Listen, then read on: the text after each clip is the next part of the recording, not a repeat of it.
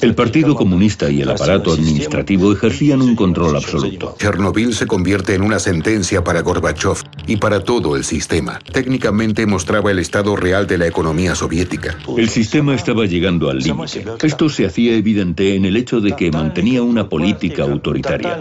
Gorbachov le echa la culpa de la miseria al principal enemigo del éxito de sus reformas, el alcohol. En cuanto Gorbachov dijo "ya podéis hablar en voz alta", fue el fin.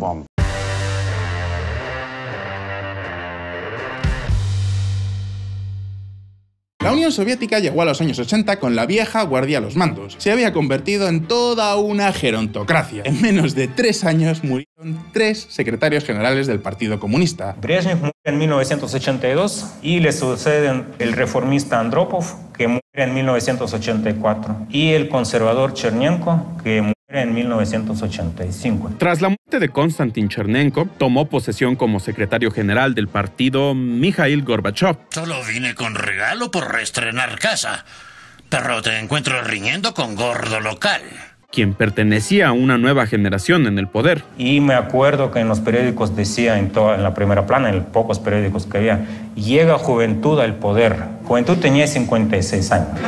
Se imaginarán cuántos tenían los demás, ¿verdad? Gorbachov era uno de los políticos más trascendentales del siglo XX, pero menos querido en la Rusia actual. Es el personaje que más odia a la gente actualmente. La corrupción asolaba al Kremlin. Se acababa de descubrir el gran escándalo del algodón, que implicaba directamente a uno de los peces gordos del Politburó. No era un caso aislado. Los escándalos de los dirigentes comunistas ya no los podía tapar ni la peor censura. El problema que le cayó encima es la tragedia de Chernóbil, que en abril de 1986 explota uno de los reactores, pero con esta costumbre comunista de esconder las cosas de la población y con la censura, la información sale por todo el mundo varios meses después. Chernobyl se convierte en una sentencia para Gorbachov y para todo el sistema. En primer lugar, técnicamente mostraba el estado real de la economía soviética. Gorbachov, el innovador, intenta responder, pero se ve atrapado en los mecanismos de propaganda del sistema. Pero con propaganda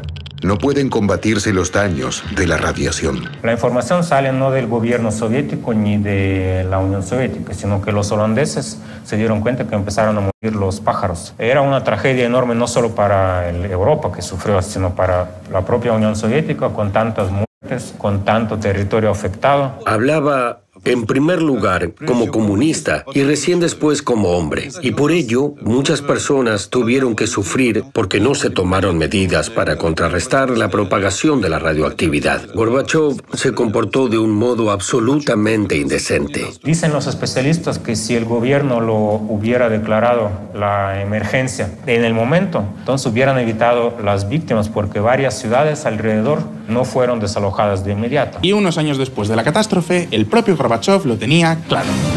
El accidente nuclear de Chernóbil, incluso más que mi lanzamiento de la perestroika, fue quizás la principal causa del colapso de la Unión Soviética 5 años después. Mikhail Gorbachov, abril de 2006. Gorbachov heredó una URSS con un sistema político y económico estancado, necesitado de una importante renovación, por lo que el nuevo mandatario centró su gobierno principalmente en 2 reformas. La perestroika, cuyo significado es literalmente reestructuración, era una serie de reformas económicas para descentralizar el control de la economía por parte del Estado. Hizo cambios radicales en lo económico que acercaron el sistema soviético al capitalismo. Relajó el control centralizado de muchas empresas. Esto permitió a algunos agricultores y fabricantes decidir por sí mismos qué productos fabricar, cuántos producir y cuánto cobrar por ellos. También se permitió la creación de negocios como restaurantes y tiendas de propiedad privada. Y producir más alimentos, porque es lo que estaba esperando la gente. Todas las reformas no sirven si la gente tiene hambre. Y tiene hambre no por no tener dinero, sino por no tener tiendas donde comprar nada. La otra reforma fue de un corte más social. ¡Glasnost! Literalmente apertura o transparencia. Se trató de una reforma para fomentar una mayor libertad de expresión en las discusiones públicas entre ciudadanos y dentro de los medios de comunicación. Esto con la idea de contrarrestar la censura y represión que prevaleció en otros periodos en la URSS. Ahora se habla de los puntos débiles de la historia soviética,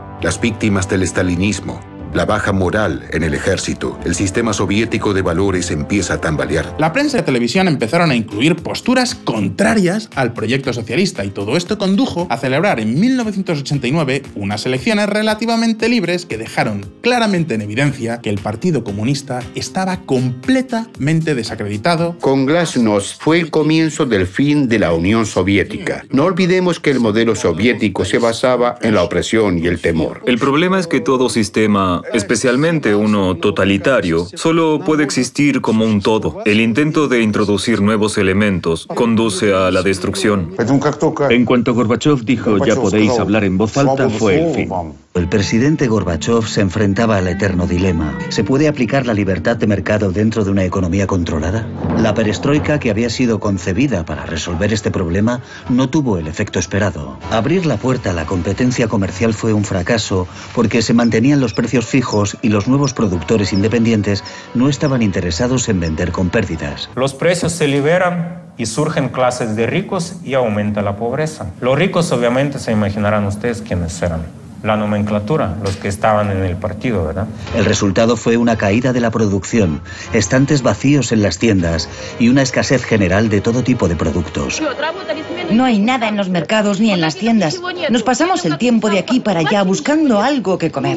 No hay comida de ningún tipo. ¿Cuándo va a acabar con esta situación? Esa no es la clase de pregunta que tiene que hacerle a Mikhail Sergeyevich. Gorbachov le echa la culpa de la miseria al principal enemigo del éxito de sus reformas: el alcohol, el mecanismo de evasión generalizado de sus compatriotas. A comienzos de los años 80 se estiman más de 20 millones de alcohólicos en la Unión Soviética, con consecuencias significativas para la moral y la productividad. Cuando los periódicos anuncian que el gobierno quiere recortar el alcohol, en muchos lugares estalla un verdadero pánico. En lugar de no trabajar porque beben, ahora muchos no trabajan porque están haciendo fila para conseguir alcohol. La autoridad de Gorbachov tambalea. Хорошо, и давай тогда поговорим с тобой про время распада СССР. Самые тяжелые 90-е годы были, когда началась приватизация заводов. В общем, стали конкуренция между тем, кто приватизировал. Начали появляться всякие... Преступные группировки, мафия, да? Да, преступные группировки, которые не выдерживали конкуренции. В общем, и убивали, и грабили, и, в общем, все было. Ездили куда-то путешествовать на машинах, то было очень страшно, потому что могли машину отобрать, и, в общем, всяко были случаи. La dinámica de cambio, tal como era el sistema, realmente solo podía venir desde arriba, porque era un sistema totalitario de represión absoluta de cualquier amago de libertad de expresión. El sistema estaba llegando al límite, estaba obsoleto. Esto se hacía evidente en el hecho de que mantenía una política autoritaria. El Partido Comunista y el aparato administrativo ejercían un control absoluto. Como ha podido ver, todos los pasos innovadores que di fueron contrarrestados por la nomenclatura. Siempre ocurría lo mismo. En lugar de poner en práctica los cambios e implementar la perestroika, el Partido Comunista no hacía más que obstaculizar el proceso. Los cambios empezaron desde arriba, efectivamente, porque fue lo que anunció la perestroika, pero fue la presión desde abajo lo que acabó haciendo caer la Unión Soviética y acabó con el sistema soviético. Y esa presión desde abajo se materializó en un símbolo, la caída del muro de Berlín en 1989, que muchos historiadores dicen que habría sido impensable sin esas reformas que se estaban dando en la Unión Soviética. Y luego se produjo un efecto dominó. Distintos sistemas comunistas también cayeron o se debilitaron en Hungría, Polonia, Checoslovaquia, Bulgaria, Yugoslavia y Rumania, por lo que la influencia del bloque soviético se vio reducida de forma importante. A lo largo de 1990 se celebraron elecciones legislativas en cada una de las 15 repúblicas socialistas soviéticas. Por primera vez, la oposición al Kremlin tenía libertad para poder decir lo que el Politburó del Partido Comunista no quería escuchar. Y así es como llegó la oportunidad que los nacionalistas de cada una de las repúblicas estaban esperando. Los lituanos no han olvidado la brutalidad con que Stalin reprimió la resistencia a la anexión soviética en los años 40. Lituania, Letonia y Estonia impulsaron fuertes procesos independentistas, con Lituania como la primera república que formalmente declaró su independencia y su salida de la Unión Soviética en marzo de 1990. Recién ahora Mikhail Gorbachev viaja personalmente a Lituania. Es incluso la primera visita de un jefe de Estado soviético a Lituania. Demasiado tarde. Incluso el carisma del reformador ya no cambia nada. Está claro, si observamos a Oriente Medio, la mayor parte de los países han salido a las calles y exigen derrocar a los mandatarios actuales que llevan 20 o 30 años en el poder. La gente se harta. Tras 10 años, empiezan a traer al poder a sus amigos. Los problemas importantes se posponen. Estipulamos 10 años como plazo máximo para cada cargo. O sea, 10 años y ya está. Váyase.